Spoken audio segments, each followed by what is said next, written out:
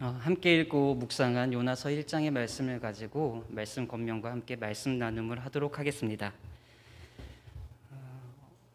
어렸을 때 제가 부모님께 자주 들었던 꾸중이 하나 있습니다. 아마도 그것은 저만 들어봤을 법한 꾸중이 아니라 여러분도 많이 어렸을 때 들어봤을 법한 꾸중인데요. 무엇이냐면은 바로 물건을 사용하고 나서 제자리에 잘 갖다 두라는 꾸중입니다. 들어본 적 없으신가요? 네, 저만 들었던 거 아니죠? 네, 다들 한 번쯤은 들어봤을 것입니다. 물건을 사용한 다음에 제자리에 잘 갖다 두라는 꾸중.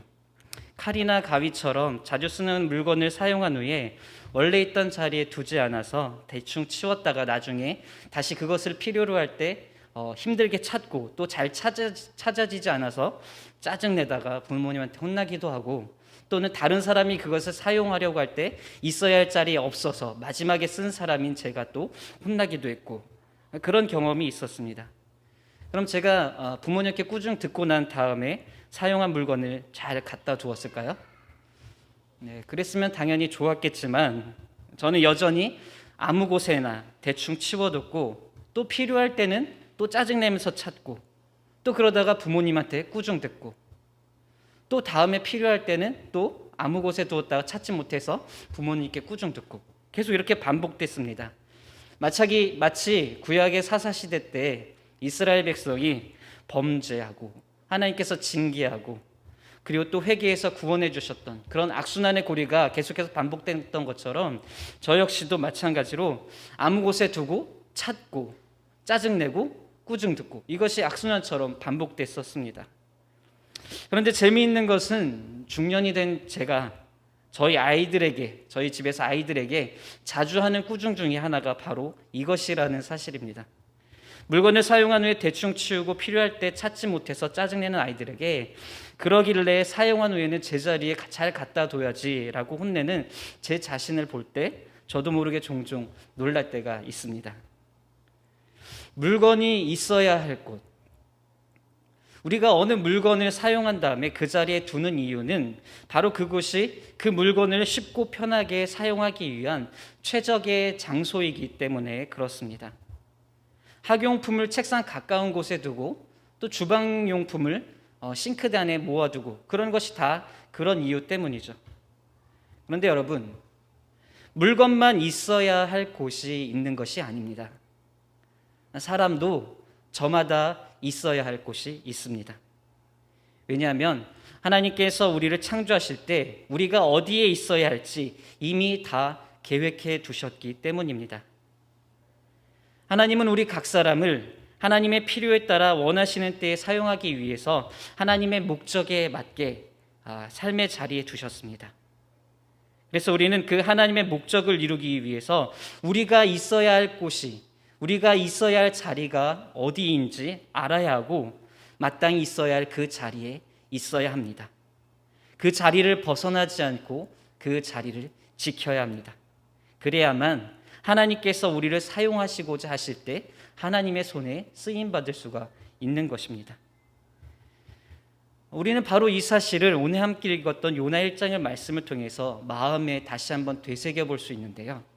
그럼 오늘 본문 말씀이 어떤 내용으로 우리에게 하나님의 마음과 교훈을 주는지 한번 살펴보도록 하겠습니다.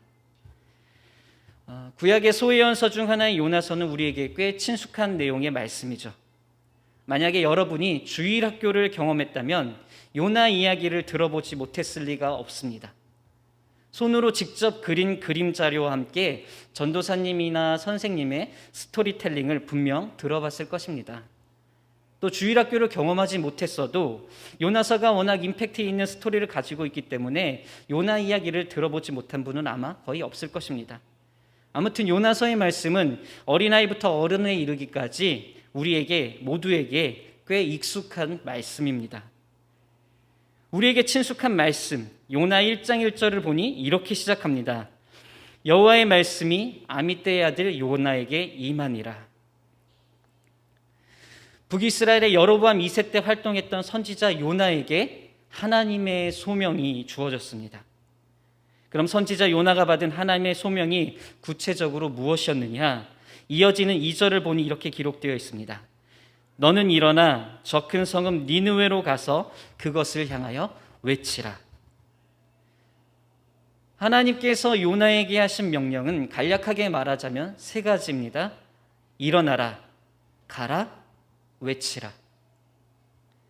지금 너의 삶의 자리에서 일어나 내가 원하는 곳 니느웨로 가 거기에서 외치라는 것입니다.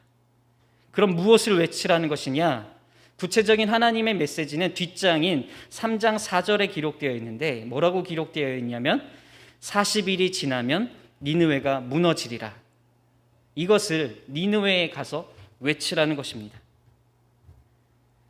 자, 그럼 하나님의 소명을 받은 요나는 과연 어떻게 했을까요?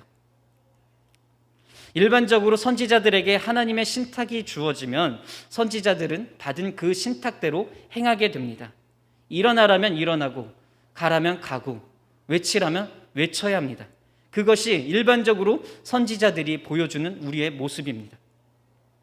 하지만 요나는 선지자들이 보여주는 일반적인 모습과는 다소 다른, 다소 충격적인 모습을 우리에게 보여주게 되는데 그것은 하나님의 신탁을 거부한 것입니다. 성경에서 유일하게 하나님의 신탁, 하나님의 명령을 거부한 선지자가 요나 이 한 사람밖에 없습니다. 3절을 보니 이렇게 기록되어 있죠.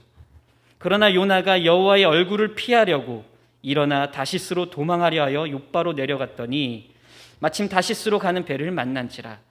여호와의 얼굴을 피하여 그들과 함께 다시스로 가려고 백삭을 주고 배에 올랐더라.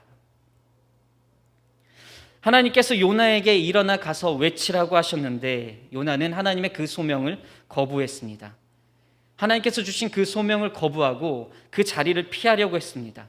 하나님의 얼굴을 피해 다른 곳으로 갔다고 성경이 이야기합니다.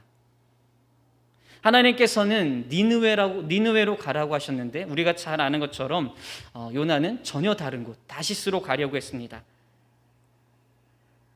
하나님께 소명을 받고 요나는 그 소명을 놓고 고민하지 않았던 것 같습니다.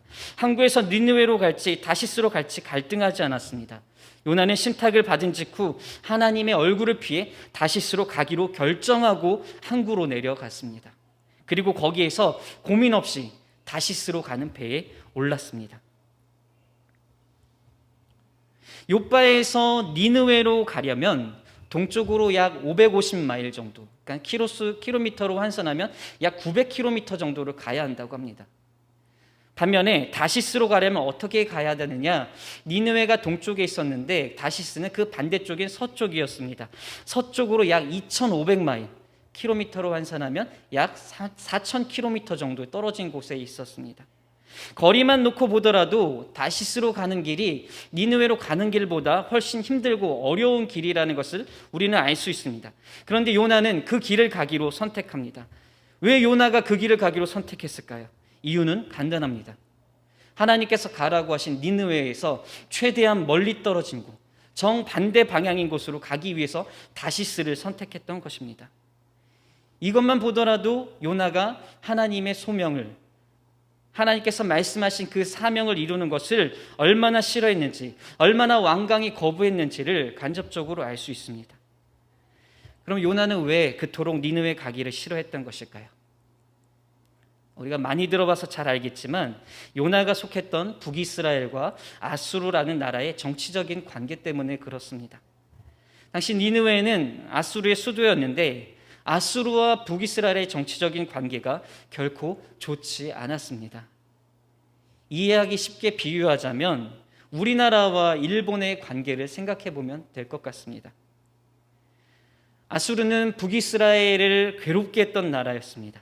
그런데 하나님께서 요나에게 자신의 민족을 괴롭게 한 이방 나라에 가서 그 사람들이 구원받을 수 있도록 심판의 메시지를 전하라고 하니, 구원받게 하라니 국수주의와 민족주의에 빠져있던 요나에게 그것은 죽기만큼 싫었던 일이었습니다.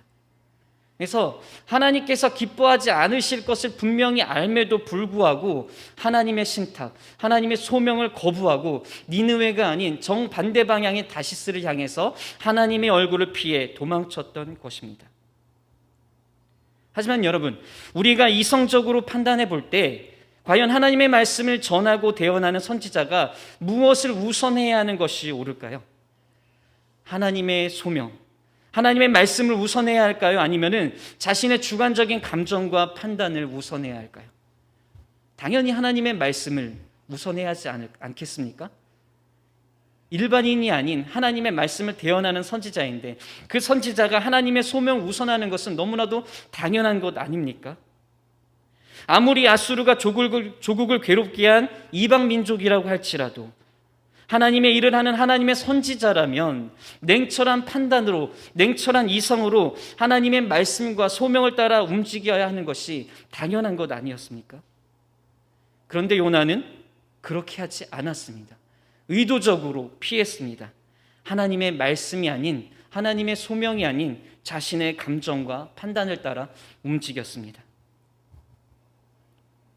여러분, 당시 선지자 요나가 있어야 할 곳은 과연 어디입니까? 요나가 있어야 할 곳이 어디였을까요? 니느웨로 가는 길에 있었어야 할까요? 아니면 다시스로 가는 길 위에 있었어야 할까요? 당연히 요나는 하나님 말씀과 소명대로 니느웨로 가는 길 위에 있었어야 했습니다.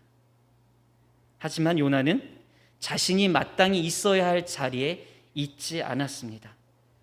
자신이 서 있어야 할 자리를 지키지 않았습니다. 의도적으로 그곳을 피해버렸습니다. 그러자 하나님이 어떻게 하셨죠? 자기가 있어야 할 자리를 피한 요나를 그냥 내버려 두고 다른 선지자를 보내셨습니까? 아니죠. 하나님은 그렇게 하지 않으셨습니다. 끝까지 요나를 사용하셨습니다. 다른 곳으로 피한 요나를 다시 있어야 할 그 자리로 옮기셨습니다. 하나님의 얼굴을 피해 자신이 있어야 할 자리를 지키지 않은 요나를 하나님은 원래 있어야 할 자리로 옮기셔서 그가 끝까지 그 소명을 감당하게 하셨습니다. 요나 1장에 이어지는 말씀을 보면 하나님은 큰 물고기를 도구로 사용하셔서 요나가 마음을 돌이켜 회개하게 하시고 결국 하나님의 의도대로 니느웨에 서게 하셨습니다. 그래서 3장 3절에 이렇게 기록되어 있죠. 요나가 여호와의 말씀대로 일어나서 니느웨로 가니라. 우리가 잘 아는 요나서 1장의 말씀의 이야기는 선지자로서 마땅히 자신이 있어야 할 자리를 지키지 못한 요나의 이야기입니다. 그렇다면 이 이야기를 통해서 우리가 함께 생각해 볼 수 있는 것이 과연 무엇이냐? 지금 우리는 어디에 있는가? 지금 나는 어디에 서 있는가?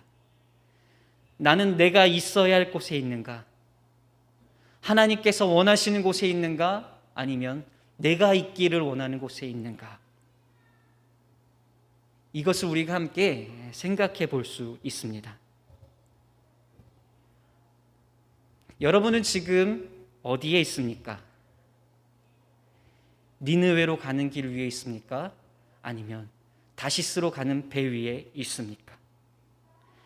하나님께서 여러분에게 있기 원하시는 곳에 있습니까? 아니면 내가 가기를, 내가 있기를 원하는 곳에 서 있습니까? 하나님은 우리가 하나님의 뜻과 계획에 따라 하나님이 원하시는 곳에 있기를 원하십니다.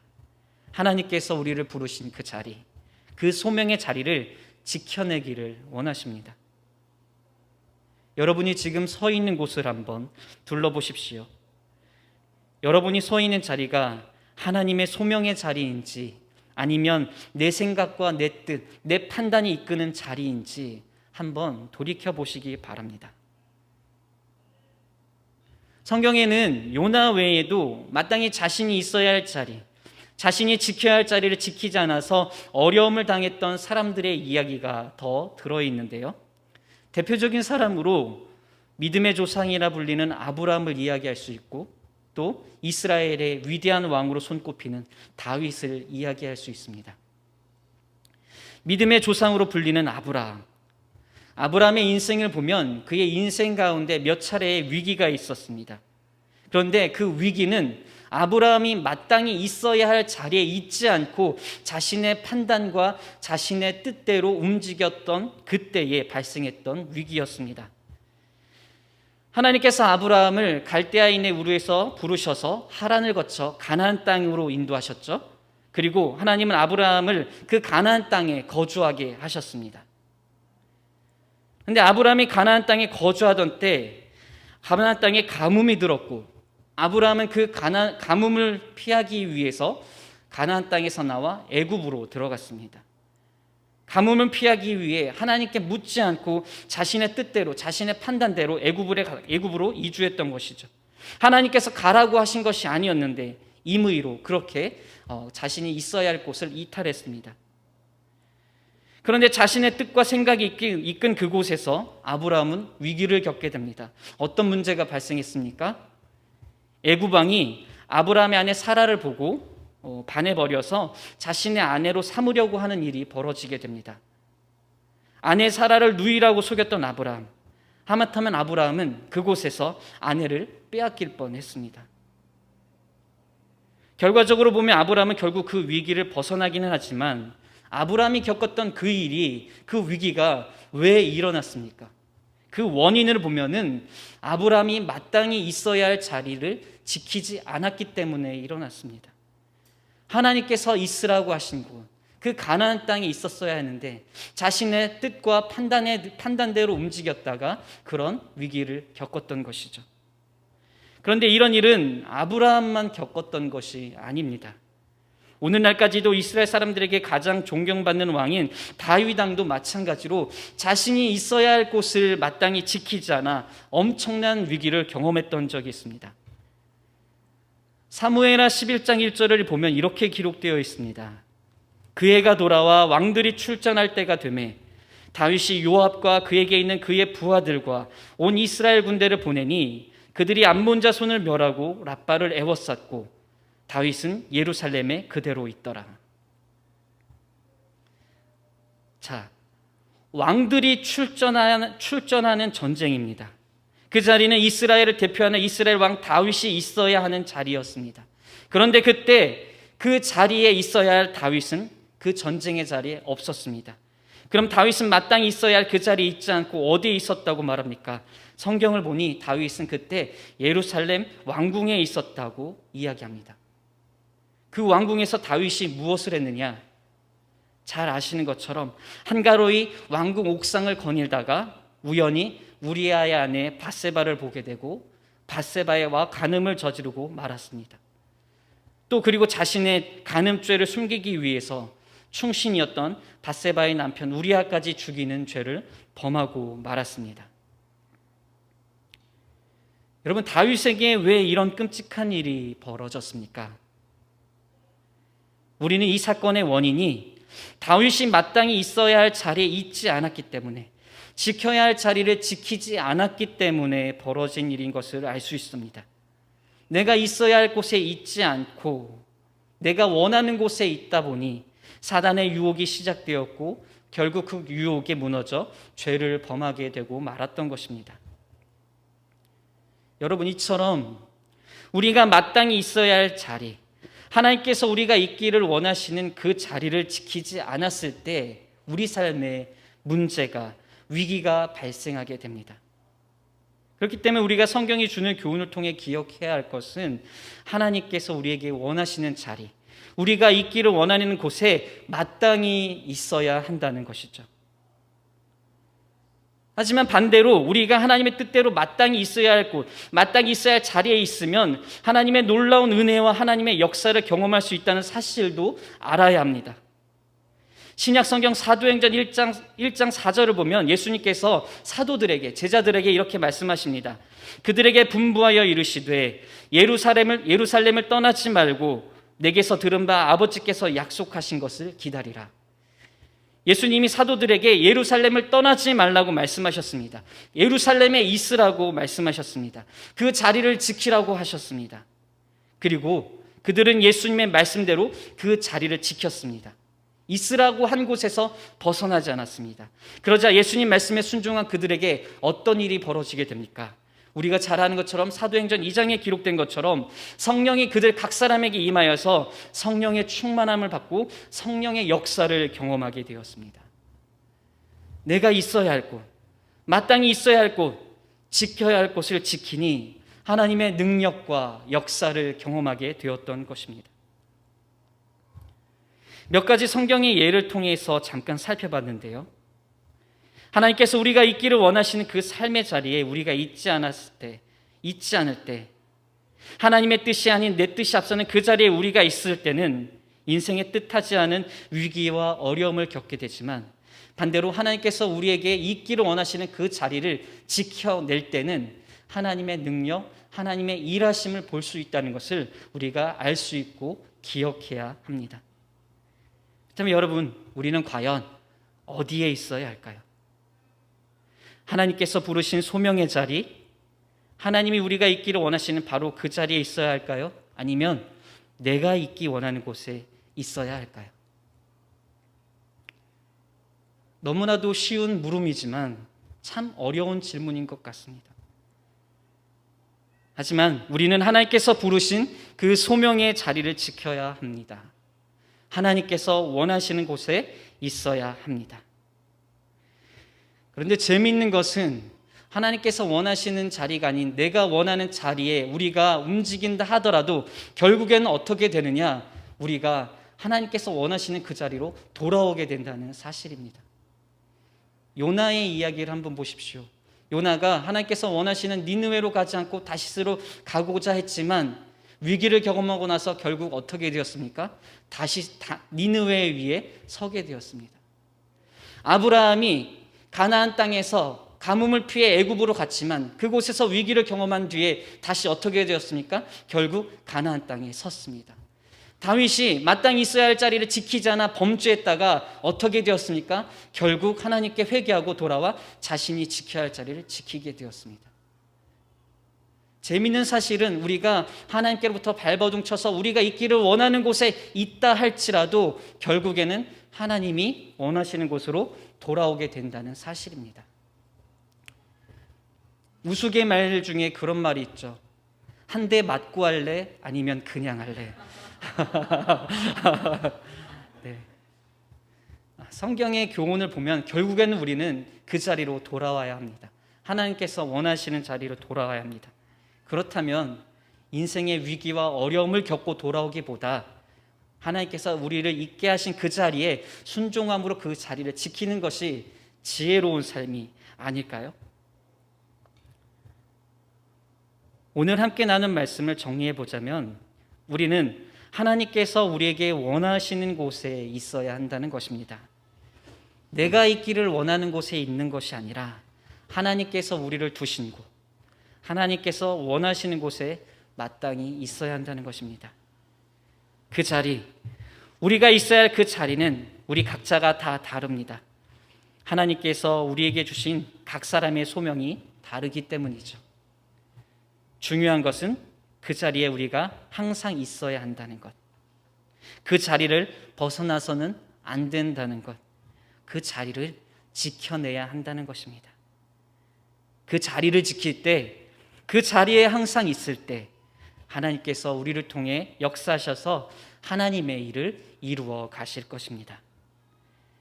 오늘 이 시간을 통해 내가 있어야 할 곳, 내가 있어야 할 자리가 어디인지 다시 한번 마음으로 되새겨 보시기를 바랍니다.